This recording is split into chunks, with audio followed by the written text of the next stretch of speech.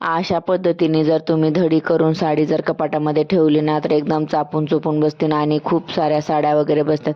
तर आपण काय करतो जेव्हा कपाटामध्ये साड्या टाकतो ना तर मग कसंही ठेवून देतो आणि मग कपाटामध्ये जागा कमी पडते. तर अशा पद्धतीने केले ना तर खूप साड्या बसतात.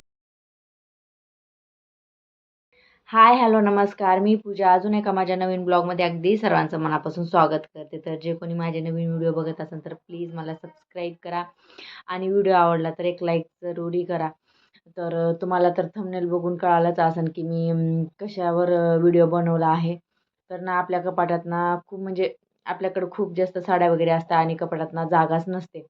तर आपण ना कशा पद्धतीने साड्या वगैरे कशा पद्धतीने साड्या आपण जर धडी वगैरे करून ठेवल्या ना तर कपाटात कितीही साड्या असू द्या तर एकदम व्यवस्थित ठेवता येते. आणि कधी कधी काय होतं ना आपल्याला कुठं बाहेर जायचं असताना गडबडमध्ये काय होतं, कधी ब्लाऊज सापडलं तर पेटीकोट सापडत नाही, पेटीकोट सापडलं तर ब्लाऊज सापडत नाही. तर ह्या व्हिडिओतून तुम्हाला मी तसंच दाखवणार आहे की पेटीकोट पण ठेवता येतं आणि ब्लाऊज पण ठेवता येतं आणि एकदम साधी सिंपल घडी ही सगळ्यांनाच येऊ शकते. तर खूप छान पद्धतीने आहे. तर कंटिन्यू व्हिडिओ बघा.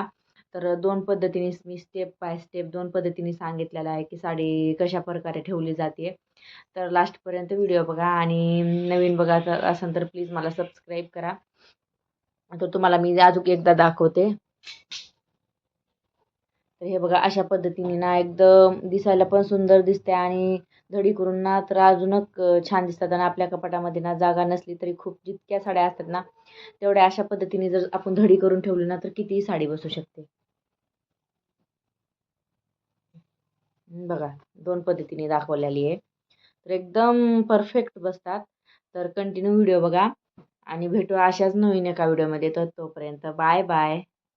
तर माझ्या पद्धतीने ना एकदा तुम्ही साडी धडी करून असं पॉकेट सारखं बनवून ठेवा. खूप जास्त साड्या बसन. तर लास्टपर्यंत व्हिडिओ बघा. तर पहिल्यांदा ना दोन्हीकडून फोल्ड करून घ्यायचं मध्ये एकदम सेंटरमध्ये, कारण की फोल्ड केलेले ना एकदम आपला मस्त छोटासा असा पॉकेट तयार होऊन जातो त्याच्यासाठी. आणि गुंता नाही व्हायला पाहिजे त्याच्यासाठी ना एकदम व्यवस्थित करून घ्यायचं.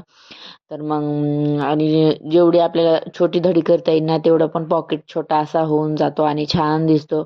तर मग सगळं व्यवस्थित करून घ्यायचं आणि मग मी ब्लाऊज ना त्याच्यामध्येच टाकत असते, कारण की ना मग साडी आपली वरून पण काढायच्या टायमाला गडबडमध्ये वरून पण पडली ना तर मग खाली काय आपल्याला साडी मोडणार नाही तशी. तर हे छोटंसं पॉकेट बनवून घेतलं आणि एक साईडनी अशी छोटी धडी घालायची आणि एक साईडनी थोडी मोठी राहू द्यायची, कारण की मग त्याला आपल्याला पॉकेट सारखं बनवायचं असतं त्याच्यासाठी.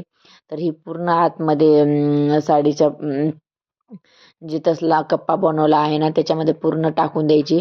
आणि बघा किती मी वरून हे फेकते तरी ही साडी मोडत नाही.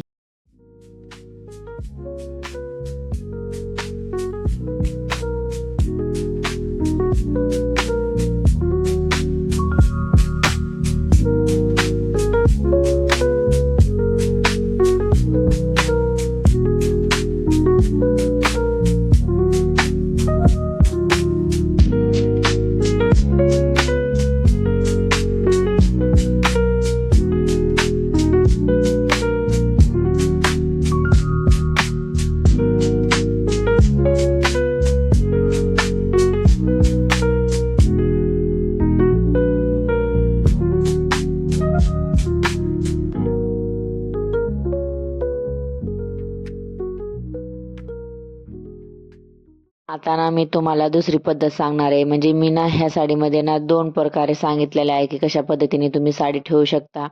आणि कधी कधी काय होतं आपण साडी ब्लाऊज मध्ये टाकल्याने तर आपले ब्लाऊज आपल्याला सापडत नाही, आपण आपल्याला असं वाटतं की आपण कुठेतरी ठेवून दिले. तर अशा पद्धतीने केलं तरी छान वाटतं. अशा पद्धतीने कसं आपल्याला ब्लाऊज लगेच वरती दिसणार आणि दिसायलाही पण खूप सुंदर दिसतं. तर पहिल्यांदा काय करायचं, ब्लाऊज खाली ठेवायचा एकदम सेंटरमध्ये.